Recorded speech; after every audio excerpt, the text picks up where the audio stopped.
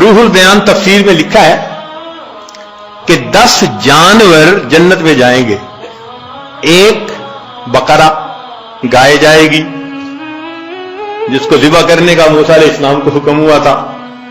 یونس علیہ السلام کی حوت مچھلی، القبش اسماعیل علیہ السلام کا، ان کی جگہ جو مینڈا ذبح ہو گیا تھا وہ بھی جنت میں جائے گا.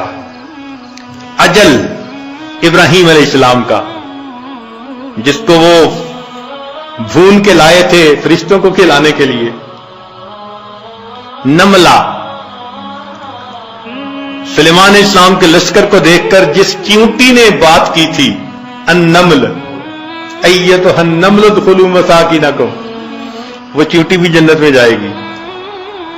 ہدہد جس نے سلیمان علیہ السلام سے گفتگو کی تھی وہ پرندہ بھی جائے گا. صالح علیہ السلام کی ناقہ اونٹنی بھی جنت میں جائے گی، اور نبی علیہ السلام کی ناقہ بھی جنت میں جائے گی. اور عزیر علیہ السلام کا گدھا بھی جنت میں جائے گا. اور 10واں اصحاب کہف کا کتا بھی جنت میں جائے گا. اب ذرا غور کیجئے وہ کیا منظر ہوگا کہ یہ جانور تو جا رہے ہیں جنت میں، اور جس کو اللہ نے آنکھیں دی، دل دماغ دیا، نعمتیں دی، وہ انسان اپنی غفلتوں کی وجہ سے جہنم میں. اگر اس وقت گدھے نے یہ کہہ دیا اے انسان تو مجھے بے وقوف سمجھتا تھا نا، گالی بھی دینی ہوتی تھی کسی کو بے وقوفی کی تو گدھا کہتا تھا. آج وہ بے وقوف تو جا رہا ہے جنت میں، تو کہاں کا عقل مند نکل آیا کہ تو جہنم میں. ما جاءکم نذیر، ڈرانے والا نہیں آیا تھا. کہیں گے ڈرانے والا تو آیا تھا. لو کننا نسمع او نعقل ما کننا فی اصحاب السعیر، اگر ہم سنتے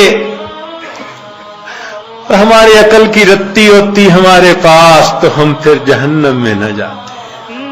اس کا مطلب یہ کہ ہم سنتے نہیں، سوچتے نہیں. اور گدھے کی بات تو ایک طرف رکھ دیں، اگر اصحاب کہف کے کتے نے اس وقت کہہ دیا کہ تم تو مجھے ذلت کی نظر سے دیکھتے تھے نا، اور میرا نام تو گالی تھا نا، اور میری حالت تو یہ تھی تم خشک ٹکڑا کھلاتے تھے، میں تمہارا در نہیں چھوڑتا تھا، اور تمہیں جو پروردگار روز نعمتیں کھلاتا تھا تمہیں اس کا در یاد نہیں آتا تھا. میں ایک روٹی کی خاطر تمہارے گھر کا ساری رات جاگ کے پہرا دیتا تھا، اور تم اپنے رب کی عبادت کے لیے رات کو 2 نفل پڑھ نہیں سکتے تھے. کتا جنت میں جا رہا ہوگا، اور یہ حضرت انسان غفلت کی زندگی گزارنے کے بعد جہنم میں جائے. چہ جائے کہ وہ وقت آئے جب انسان حسرت کرے اور اس کا علاج کوئی نہ ہو. ہمیں چاہیے کہ آج ہم اس کی حقیقت کو سمجھیں، اور جس طرح روح کو اپنے جسم کو غذا پہنچانے کے لیے فکر مند ہیں، ہم اپنی روح کو بھی غذا پہنچانے کے لیے فکر مند ہو جائیں.